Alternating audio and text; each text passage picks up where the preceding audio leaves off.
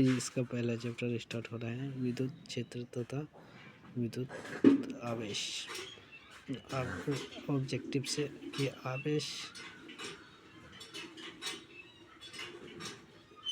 आवेश का रेखीय घनत्व का मात्रक होता है। आवेश के रेखीय घनत्व का मात्रक तुम्हारा होता है कूलम इंटू मीटर।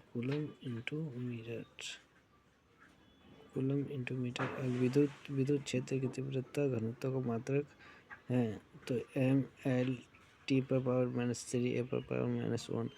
धातु के एक आवेशित गोले के पृष्ठ से गोले के केंद्र की ओर जाने पर विद्युत क्षेत्र होता है। तो गोले के केंद्र पर विद्युत क्षेत्र जाने पर शून्य होगा। गोले के केंद्र में जगह विद्युत जगह शून्य होगा। 5 कूलम के दो बराबर तथा विपरीत आवेश परस्पर 5.0 सेंटीमीटर दूरी पर रखे गए हैं। इस निकाय का विद्युत द्विध्रुव आघूर्ण होगा। तो क्या होगा विद्युत द्विध्रुव आघूर्ण? तो 25 × 10⁻⁻² कूलम मीटर होगा। और 8 कूलम ऋण आवेश में उपस्थित इलेक्ट्रॉनों की संख्या होते हैं। 8 कूलम ऋण आवेश में उपस्थित इलेक्ट्रॉनों की संख्या 5 × 10⁻⁹ कूलम होता है। 19 होता है। 10⁻19 होता है। वायु में स्थिर इकाई धन आवेश से निकलने वाले संपूर्ण विद्युत फ्लक्स का मान होता है।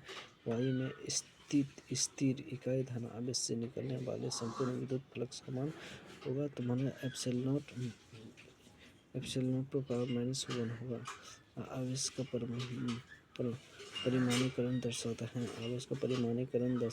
आवेश जो एक इलेक्ट्रॉन पर आवेश का एक अंश संभव नहीं है।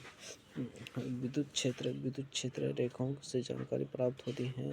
डी नंबर क्षेत्र की शक्ति से दिशा से आवेश की प्रकृति पर इनमें सभी से विद्युत क्षेत्र रेखाओं से जानकारी प्राप्त होती है। इनमें सभी से प्रति इकाई आवेश पर लगने वाले बल को कहते हैं। प्रति इकाई आवेश पर लगने वाले बल को कहते हैं विद्युत क्षेत्र। दो विद्युत आवेशों के बीच लगने वाले बल को नियंत्रित करने वाले नियम को कहा जाता है कूलम का नियम कहा जाता है। इधर देखो आप क्वेश्चन।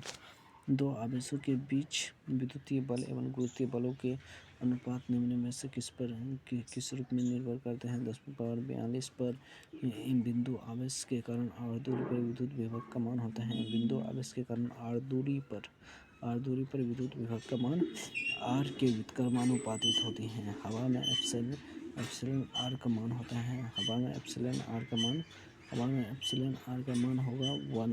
विद्युत क्षेत्र में एक आवेशित कण पर लगने वाले बल का मान होता है तो QE होगा।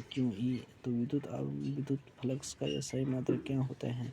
विद्युत फ्लक्स का SI मात्रक वोल्टमीटर होता है। संदर्भ में Q बराबर NE। निम्नलिखित में n का मान संभव नहीं है। n का मान जिसमें दशमलव में हो वो n का मान संभव नहीं होगा।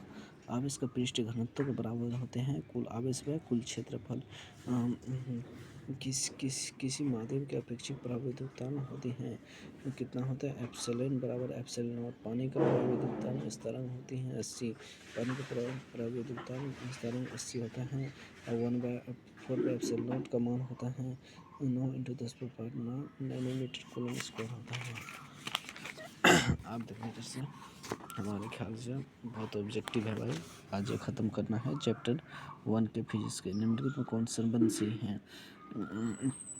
ई पर वेक्टर एफ पर वेक्टर क्यों ये होगा ये वाला सही है। ई पर वेक्टर बराबर एफ पर वेक्टर बाय क्यू ये होगा। आवेश का बीमा AT एप्सिलॉन0 का मान होता है।